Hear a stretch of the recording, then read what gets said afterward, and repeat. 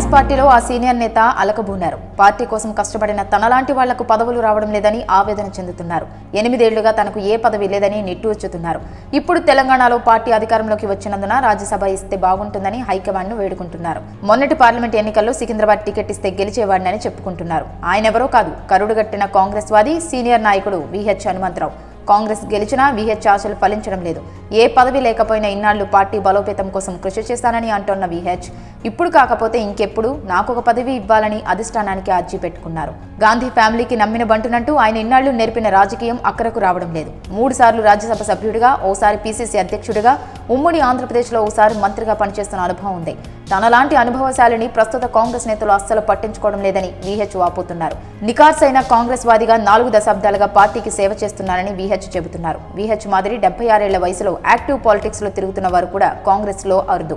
ప్రాణమున్నంత వరకు కాంగ్రెస్ వాదిగానే ఉంటానంటోన్న విహెచ్ ఈ ఒక్కసారికి పదవి ఇవ్వాలని తెలిసిన నేతలందరినీ బతిమలాడుతున్నారట.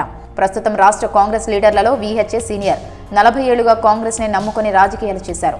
1989లో అంబర్పేట ఎమ్మెల్యేగా ఎన్నికైన విహెచ్ తొలిసారి రాష్ట్ర మంత్రిగా పనిచేశారు.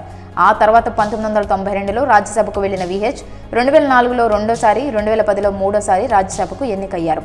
ఇక రాష్ట్ర విభజన తర్వాత 2 ఏళ్ల పాటు రాజ్యసభ సభ్యుడిగా కొనసాగిన విహెచ్ తన పదవీకాలం పూర్తయ్యాక మాజీ అయ్యారు.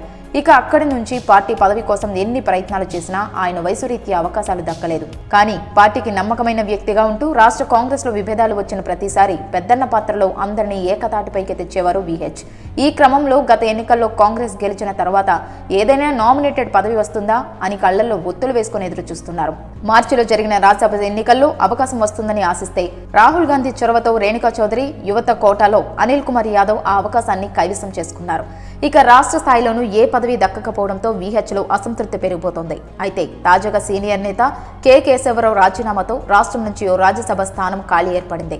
ఇంకా 2 ఏళ్ల పదవీకాలం ఉన్న ఈ స్థానాన్ని తనకు కేటాయించాలని కోరుతున్నారు విహెచ్. చివరి అవకాశంగా ఛాన్స్ ఇస్తే హ్యాపీ రిటైర్మెంట్ తీసుకుంటానని నేతలకు ఫోన్లు చేస్తున్నారట విహెచ్.